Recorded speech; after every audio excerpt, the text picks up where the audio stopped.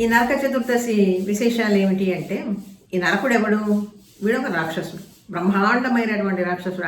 ఇట్లాంటి వాడు కాదు. వీడు ఎవరికి జన్మించాడు? సాక్షాత్తు విష్ణుమూర్తిగా జన్మించాడు. విష్ణుమూర్తికి భూదేవికి జన్మించినటువంటి వాడు. అందుకనే అంత బలవత్తరమైనటువంటి రాక్షస గుణాలతో పుట్టాడనమాట వాడు. ఎప్పుడు ఏ విధంగా జరిగింది అంటే, విష్ణుమూర్తి వరాహ రూపాన్ని ధరించి యజ్ఞవరాహమూర్తిగా భూదేవిని అపారమైనటువంటి జలంలో నుంచి పైకి తీసుకుని వచ్చినప్పుడు ఆ స్పర్శతో భూదేవి పులకించి ఆమె ఈ నరకుణ్ణి సజ్జోగర్భంలో ఆమె ప్రసవించింది. అంటే ఎప్పుడు కృతయుగంలో నాటి మాట. ఎవరు ఈ విధంగా భూమిని మొత్తాన్ని కూడా చిన్న ఉండలాగా చేసేసి అపారమైనటువంటి జలరాశిలో పారేసింది అంటే, హిరణ్యాక్షుడు అనేటువంటి ఒక పెద్ద రాక్షసుడు. వాడు చేసినటువంటి పనికి పరమాత్మ సాక్షాత్తుగా వరాహమూర్తిగా ఆవిర్భవించి తన కోరల మీద ఆ భూదేవిని నిలిపాడు. రాక్షస బలమున హిరణ్యాక్షుడు పుడమి తల్లిని జలధిలో ముంచగా, వరాహ రూపమున పుడమిని బ్రోచిన యజ్ఞవరాహ నమోస్తుతే. యదుకుల భూషణ యశోద కృష్ణ నందనందన నమోస్తుతే. మునిగణ వందిత మోక్షప్రదాయక చిన్మయ రూప నమోస్తుతే. ఆ విధంగా యజ్ఞవరాహ స్వామిగా ఆవిర్భవించినటువంటి ఆ భూదేవికి ఆయనకి జన్మించినటువంటి వాడు ఈ నరకాసురుడు. వీడేం చేశాడు అంటే, వరుణదేవుడి ఛత్రాన్ని లాక్కున్నాడు. అదితి దేవమాత ఆమె యొక్క కుండలాలని హరించాడు. దేవేంద్రుడి స్వర్గాధిపత్యాన్ని మొత్తాన్ని కూడా తాను లాగేసుకున్నాడు.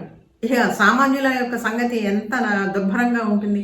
ఆ విధంగా ఎప్పుడో జన్మించినటువంటి వాడు కృతయుగము, త్రేతాయుగము, ద్వాపర యుగాంతంలో కృష్ణుడి యొక్క చేతిలో ఆయన మరణించాడు.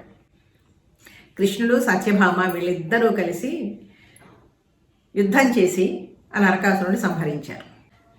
వాడు ఆ నరకాసురుడు ఎంతటి బలవంతుడైనటువంటి రాక్షసుడు అంటే, వాడి నగరానికి వాడు ఎక్కడ పరిపాలించేవాడు? ప్రాగ్జ్యోతిష పట్టణం, ప్రాగ్జ్యోతిషపురం వాడి రాజధాని. ప్రాగ్జ్యోతిషపురము అంటే ఇప్పుడు అస్సాం ప్రాంతం. అస్సాం ప్రాంతంలో ఉన్నది ప్రాగ్జ్యోతిషపురం. దాని రాజధానిగా చేసుకుని వాడు పరిపాలించేవాడు. సామాన్యులు ఎవరికి కూడా అసలు అందులో చొరబట్టడానికి కూడా వీలే లేదు. ఎన్ని ప్రాకారాలు ఎంత గట్టిగా వాడు నిర్మించాడు అంటే, బాణమయ ప్రాకారము, జలమయ ప్రాకారము, అగ్నిమయము, వాయుమయము, ఇవన్నీ కూడా ప్రాకారాలు అంటే ఏంటి? ఒక పెద్ద బలిష్టంగా ఉండేటువంటి ప్రహరీ గోడలు. ఎవ్వరూ అందులో ఛేదించడానికి కూడా వీల్లేదు. పైపెచ్చు పెద్ద పెద్ద రాక్షసులంతా కూడా వాడి దగ్గర ఉన్నారు. మురాసురుడు, మురా అనేటువంటి రాక్షసుడు పాశాలతో కూడా బంధించాడట. ఇంత భీకరంగా వాడు ఉండి అందరినీ కూడా బాధ పెట్టడం మొదలుపెట్టాడు. ఏ లోకంలో కూడా అందరి జీవితాలు చీకటి ఆవరించుకున్నది. మరి అంతే కదా, సుఖశాంతులు లేకపోతే చీకటే. అన్ని చోట్ల కూడా దైన్యమే, అన్ని చోట్ల కూడా విషాదమే నెలకొని ఉన్నది. ముల్లోకాల్లో కూడా ఎవ్వరికి వెలుగు, కాంతి, ఆనందము, సంతోషం అనేటువంటిది లేనే లేవు. అట్లాంటప్పుడు ఈ కృష్ణుడు గ్రహించి అందరూ కూడా మొరపెడితే, ఈ నరకాసురుడు యొక్క బాధలు భరించలేకుండా ఉన్నామంటే ఆయన గరుత్మంతుడిని అధిరోహించి ఆ నరకాసురు వధకి బయలుదేరుతాడు. అప్పుడు సత్యభామ ఉండి నేను కూడా వస్తాను అని చెప్పి ఆమె వచ్చింది.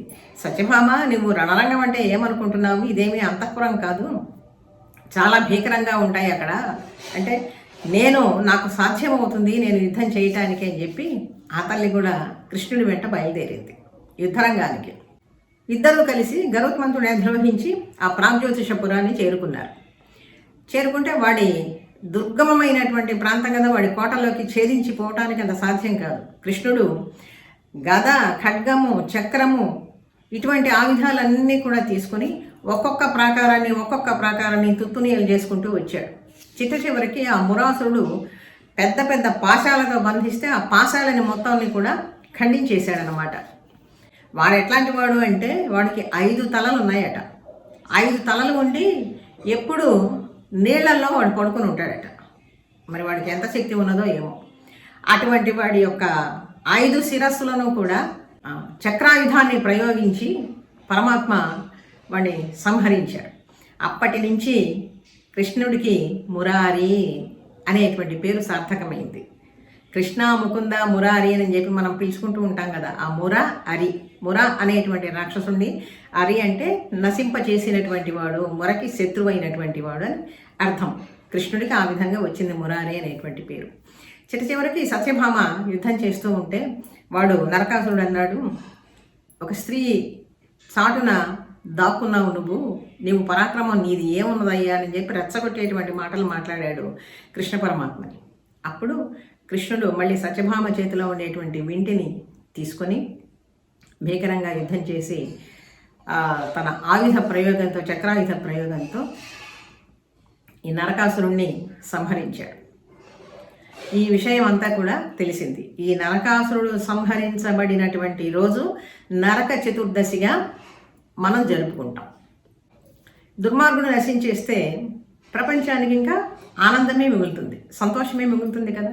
ఈ వార్త తెలుసుకొని అందరూ కూడా ఆ మరుసటి రోజు రాత్రి ఇంకా చీకటి అదృశ్యమైపోయినట్లే, విషాదం లేదు, దుఃఖం లేదు, అందరి మనసుల్లో సంతోషం ఉన్నది, జ్ఞాన జ్యోతులు ప్రకాశించినాయి, పరమాత్మ దగ్గర ఉన్నాడు, ఆయన రక్ష ఉన్నది.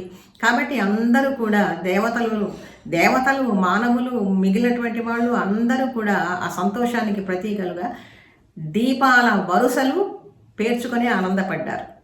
దీప ఆవళి అంటే సమూహము, వరుస అని చెప్పి అర్థం. ఈ విధంగా దీపావళి జరుపుకోవడానికి ప్రధానమైనటువంటి కారణం ఇది. ఇక దీపావళి రోజు ఏం చేయాలి అంటే, నరక చతుర్దశి రోజే ముందుగా మనం పూజ అది ఏ విధంగా చేసుకోవాలి అంటే, అభ్యంగన స్నానం చేయాలండి. తల మీద నువ్వుల నూనె మర్దన చేసుకుంటూ శరీరానికి అభ్యంగన స్నానం ముందు చేయాలి. అది చతుర్దశి రోజే జరగాలి. ఆ మర్నాడు లక్ష్మీదేవిని ప్రార్థన చేయాలి. లక్ష్మీదేవి పాల సముద్రం నుంచి ఆవిర్భవించినటువంటి రోజు కూడా అదేనని చెప్పి చెప్తారు. ఎన్ని ప్రయోజనాలు ఉన్నాయో చూడండి.